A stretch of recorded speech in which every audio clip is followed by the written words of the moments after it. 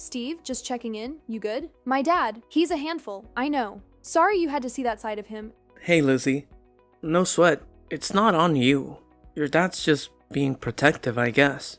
With the wedding coming up, he's probably just thrown off balance. I'm not losing any sleep over it, I promise. He won't ruffle my feathers. You're such a gem for letting it slide. But honestly, he crossed a line. His words were like daggers, and I was just as stunned by how he lashed out at you. It's unacceptable. He's my dad, sure, but lately I've been questioning if he's even capable of compassion. How many times do I have to drill into his head that you're not some dropout?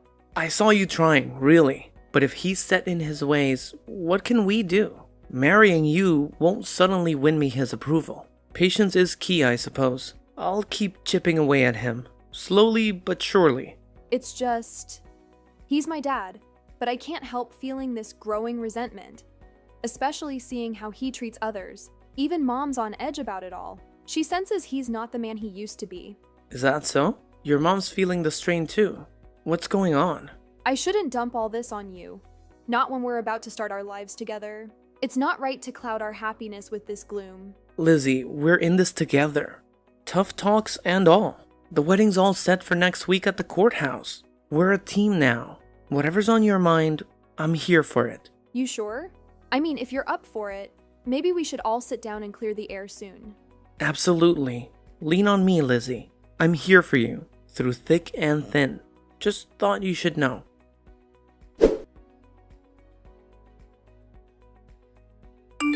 I was completely stunned.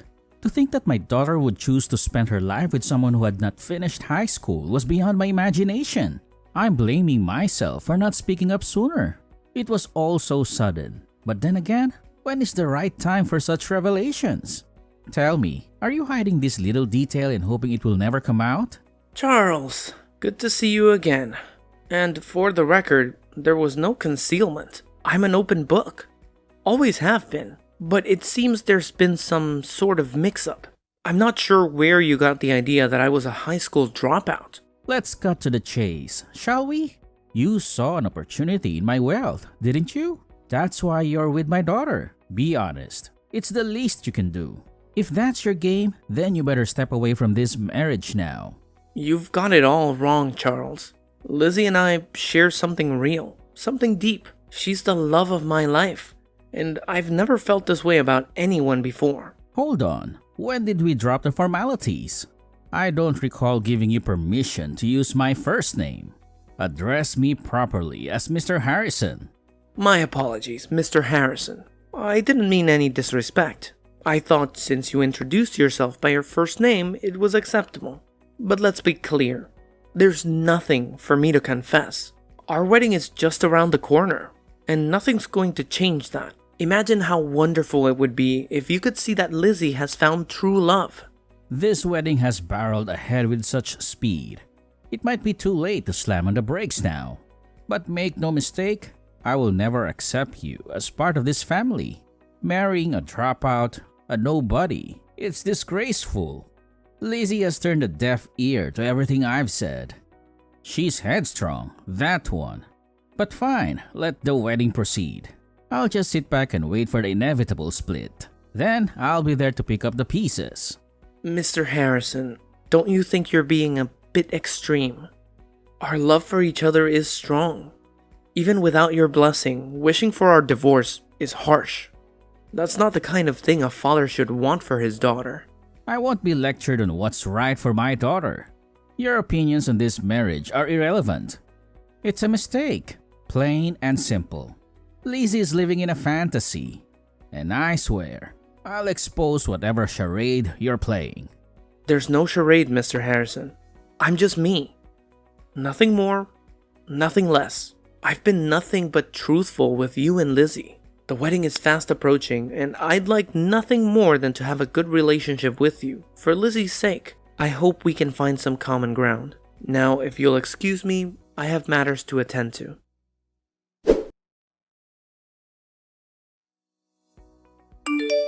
Wow, I never thought this day would come that I see my daughter walk down the aisle. I still don't approve of her marriage to you, though I already know that it's not going to end well, Steve. Well, the marriage has already been finalized, sir. We're officially family now by marriage. Will you just accept the reality that we are? A high school dropout isn't a suitable match for my daughter, and you know that. Why are you wasting our time and money? Sir, I know you're just looking down on me like you're all high and mighty, but it's not true. I don't know how many times I have to repeat myself about this. And do you know that she's my daughter? The daughter of the president of one of the most successful trading companies in the country? I never thought my daughter would be so blind as to fall for someone who didn't graduate from high school and is just a big gold digger. I have also told you this a bunch of times, sir. I'm not marrying Lizzie for the money. That's not my intention at all. Well, if you say so, Steve. Okay, you're going to do a speech in Chinese for us. Wait, what? I'm sorry, but what are you talking about, sir? What speech are you referring to? Actually, I'm not going to force you to do anything. But if you think about it, isn't it the right thing to do? As a father-in-law says, since you're the groom, after all, you're the one marrying the president's daughter. The next person who will take over the company when I retire. Since some of the directors in the company are originally from China, how about you greet them in Chinese? You do know Chinese, right? It's important for everyone in the company to know a few business phrases. And of course, our company has gone global recently. A lot of our work partners are Chinese, so they do a lot of business talk in their native language. What do you think? Will you do it, or is it impossible for you, Steve? If you feel that way, maybe you should get out of this marriage while you still can. Well, sir, I never said it was impossible, but you kind of sprung this on me, which puts me under a bit of pressure. Wow, but you're still being open to the idea. Many of my executives and friends are foreigners, thus some of the elite professionals in the business. Since you're not a shy person, I'm sure you'll have no problems with being able to speak to them in Chinese. It'll probably end up being embarrassing for you. So maybe it's better to not get married now and avoid all the hassle. Well, I think we've allotted time to have some speeches done during the ceremony. I guess I could squeeze it in somewhere. Of course. Let's give you a chance to say something for the sake of my friends. I'll ask you to say the final remarks at the end of the ceremony in Chinese. Alright? Wow, since you're only a high school dropout with hardly an education, I'm sure you'll find it impossible to do. No, sir. I think I'll be perfectly fine in doing this. Please, let me greet your executives. Wow, I can't believe this. You're definitely going to get embarrassed and screw up everything. I just know it. Okay, if you think so, Mr. Harrison, but I'm sure everything will work out just fine. The ceremony is about to start shortly, so there's not much time for you to prepare yourself. At least just panic a little and break out into a sweat so I can have something to laugh about later. I don't think I'll get embarrassed, sir, since I don't mind talking in front of a lot of people. I'll do my best to give my speech. Okay, if you say so. Just don't embarrass me as well. It really would be a shame to let my daughter marry an incompetent high school dropout. No, it'll be okay, sir. Please don't panic over this. I've got it all covered. I think you think I'm going to embarrass you. In fact, Mr. Harrison, is it true that you don't understand a word of Chinese at all? Excuse me? What on earth are you situated here, boy? Well, you're probably going to wonder what I'm going to say in the speech, right? I'm sure you'll be able to understand every single word, sir. Well, if your Chinese is good, I'm sure I'll be able to understand everything you say. Don't you dare think about provoking me right before you marry my daughter. I'm sorry that you think that I'm doing that, sir. Please, enjoy the wedding ceremony. I know I'm going to. I can't wait to see my future wife at the altar.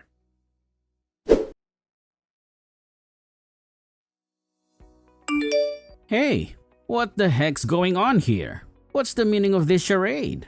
How is it that you can speak Chinese of all languages, and you can actually speak it really quickly? How is that possible? Oh, I'm sorry, sir. Didn't I tell you that I can speak Chinese? It's actually called Mandarin, by the way. After I graduated from high school, I went to China and... Well, you know, when you're in the country long enough. Now, hold on just a minute there. What? You're telling me that you could speak this Mandarin fluently? I spent the last years of my teenage life in China. Don't you think it's natural to learn another language since you're living on their society? You kept going on and on that I was a high school dropout. But Lizzie only said that I spent up until high school in the States.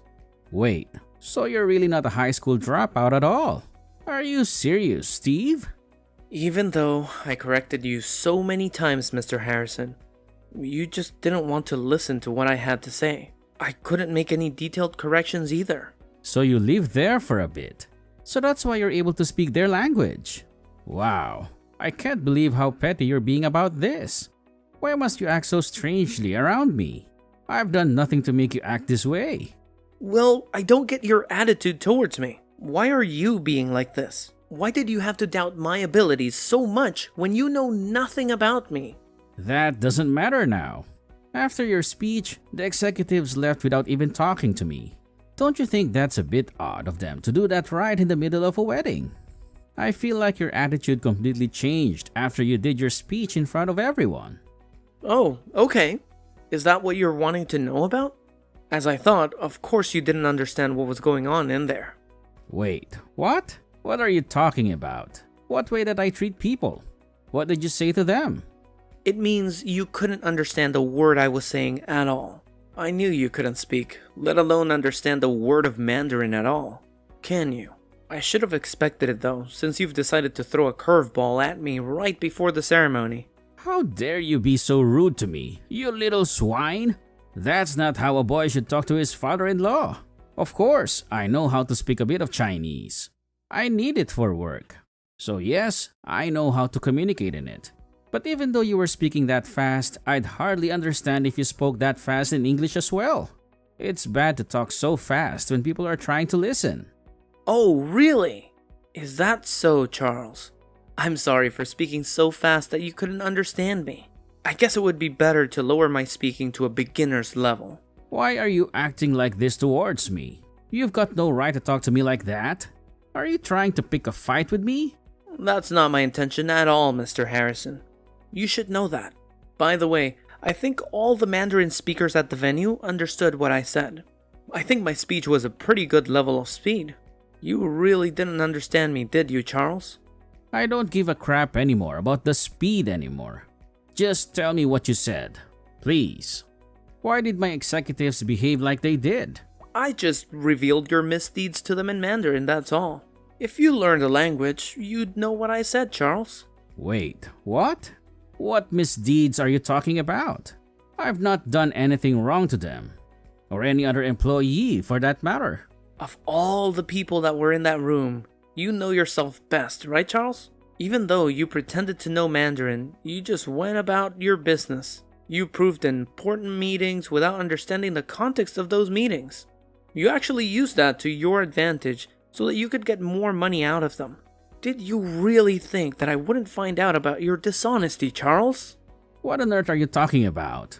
How dare you accuse me of such things? How on earth would you have found out about this anyway? I haven't done any of those things that you said. As someone who doesn't work for my company, how did you find out about these rumors? Well, to be honest with you, Charles, I'm not actually an outsider. Give me some credit for knowing a lot about your company. What the heck's that supposed to mean? Why are you trying to say jaded? You're making no sense to me at all. Maybe it's because you're not listening to me. The vice president, who's my new mother-in-law's brother, hired me to work at the company.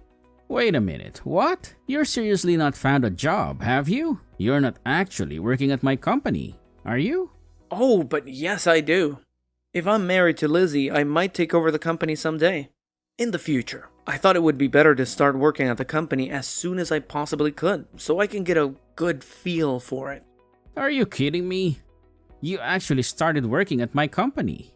How did I not hear anything about this? This is absurd. If I told you that I wanted to work at the company, you'd get annoyed. And it would become a troublesome task anyway. The vice president prepared me for the job and processed my application and resume. It went smooth, actually. Thanks to you, I was able to understand more of your attitude and the actions you take at work. I understand that you're not a good fit for the president's position. Hey, you can't just turn around and say something like that to someone in a higher position. You've got some nerve, haven't you? Well, all of this is what I said in my speech earlier, Charles. You just don't get it, do you?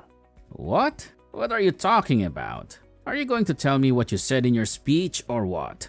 I told the executives in Mandarin how incompetent my future father-in-law is as president of the company. That's why they reacted the way they did. It's possible that they've gotten angry with how you handled their interactions, and you could be fired from your precious presidential position. Do you seriously think that they're going to dismiss me, the president of the company? They've got no right to do that. I'm the president. End of the story. I'm the one who has all the decision-making power. They can't possibly throw me out of my chair.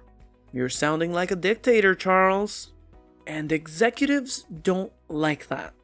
The way you've treated them is going to be the result of your dismissal. Besides, it was originally my mother-in-law's father's company. You only inherited because you're her husband. You do know that the vice president of the company was originally supposed to take over the business, right? Well, that position fell to me because I was more capable of being the leader of the company. The face of the company? Where are you going about messing things up now? Okay. I don't know what happened during that time, but if the board of directors were to have a meeting right now, no one would be siding with you, Charles. I think everyone would follow the vice president and vote for him to be the new face of the company. What the heck? Do you really think that it's okay to do that to my own company? Did you seriously want to degrade your new father-in-law that much, Steve? Do you think Lizzie is going to be happy that you've done that to her own father? Well, she might not be too happy about it, but she understands that this might have happened during the ceremony. Huh? What are you talking about? You didn't tell my daughter that you were going to do this, did you? I already told her in advance that this might come up if you made me do something that I wasn't fully comfortable with. I knew I had to talk about this kind of thing so people knew what you were truly like at work, and to the people around you. It wasn't a decision that I made on my own, Charles. After a careful discussion that Lizzie, her mother, and I had, we decided to say something. You talked to my wife about this? Why is my wife involved in this? Why did you drag her into it?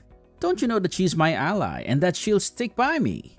I'm sorry, but it sounds like your wife has given up on you, Charles. That's why Lizzie and now my mother-in-law are on my side about this. Is this seriously happening to me right now? How could you all stab me in the back like that? My own family. I've done nothing to any of you. Well, I guess the girls decided that they wanted to dethrone you.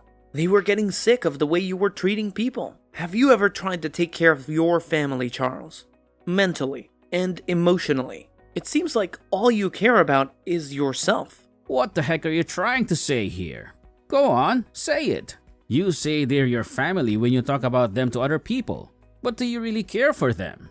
Do you look at their needs? Do you support them financially that much? Or do you just give all that money you earn to your secretary, Charles? You're not giving her the company's money, are you? I haven't got a clue what you're talking about, Steve. Who is this secretary you speak about anyways? Up until very recently, your wife has been investigating what you've really been doing whilst you've been at work. She's already got all the evidence she needs. It seems like she was holding off until the wedding was over, though. But it seems like she's hit her limit. What do you mean she's hit her limit? What's that supposed to mean? Why would my own wife investigate my whereabouts? Why would she invade my privacy like that? Maybe it was because you were acting super suspicious towards her at home. Think about it, Charles. Don't you think it's safe to assume that she's known about your affair for a good amount of time now? I'm sure your wife has been in so much pain because you've been betraying her for such a long time. I'll never be like you. I'd never do that to my wife. Why would you say something that you know nothing about? What I do is none of your business, Steve. Don't you know how much money I've made as a company president? A lot, and it's great. What's so wrong with using your own company's money for yourself? The company's money belongs to the hardworking people and the company itself. Not you. I'm not surprised you don't understand something so basic as that, Charles. It was only through your marriage that you were able to get the job anyways. Now, you've gone and turned on everyone in the company. And you've made everyone your enemy. That's not how a president should be. There's no way that you're getting out of this one without losing everything you've got. Why did something like this have to happen at my daughter's wedding? All I wanted was to embarrass you. In the end, you were the one that got embarrassed because you didn't understand a word I said. As a result, you've been made to resign from your position. Don't you think this is such an ironic story, Charles? It could be made into a movie script, to be honest. I'm not resigning. No matter how loud the vice president is, I still hold all the authority in the company. There are definitely still employees in the company that are on my side. Really? You're not talking about your secretary, are you, Charles? Well, yes, her. But I've also got other people on my side too. I'm going to tell you something. I just received a call from the vice president. I think everyone in your sector has accused you of some wrongdoings. That can't be it, can it? It seems like they're going to make you retire from the position. Wait, what? What are you saying? How could they make me retire if I don't want to leave? Oh, Charles. I'm sure you thought of people as pawns and you were moving them around as you wanted. You know, the other employees have feelings too, you know? There are some people who aren't satisfied with the methods you've used to run things. Do you finally understand what I'm saying now?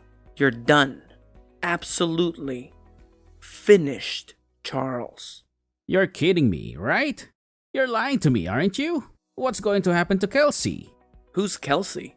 Is this your secretary you're talking about? It seems like she was trying to protect herself first and accused you of the bad things you've done. Wait, what? No! She wouldn't do this to me.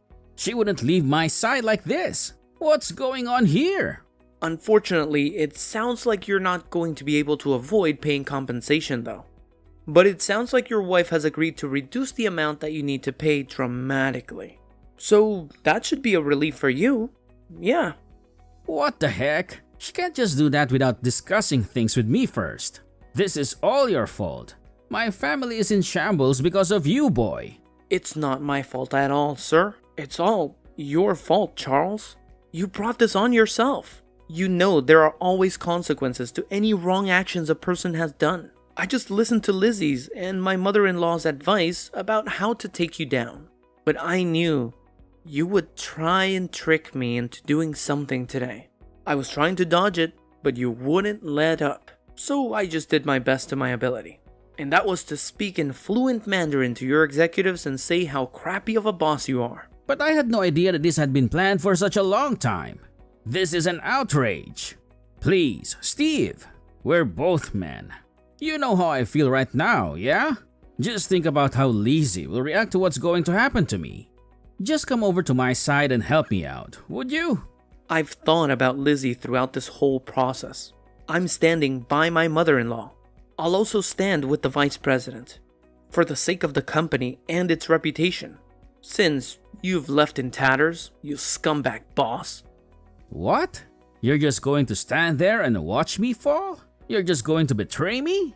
You're the one who looked down on me as a high school dropout. You've never approved of me marrying Lizzie, right? I'm so glad that I don't have to deal with so many relatives now. It's a blessing in disguise. So go ahead and struggle being in solitude. You've got no one to turn to now, Charles. It's your own fault that got you into this mess. I guess you really can't help the situation in how it unfolds, right?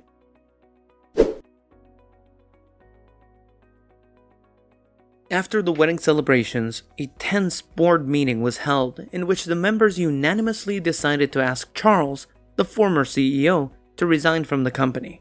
The scandalous incidents that came to light about him recently had severely damaged the reputation of the company. Charles was then escorted out of the building, and it was clear that his public embarrassment at the wedding was just the beginning of his downfall. In contrast, Steve, who had been working hard for the company, was later recognized for his efforts by the vice president. Steve had begun putting in extra hours, engaging in innovative ideas and building strong relationships with clients, all while keeping a low profile. His dedication and hard work paid off, and he continued to climb up the corporate ladder. Steve had a lot to prove, especially since his father-in-law's reputation had tainted the company's image. He was determined to make a successful career for himself and not end up like his scumbag father-in-law.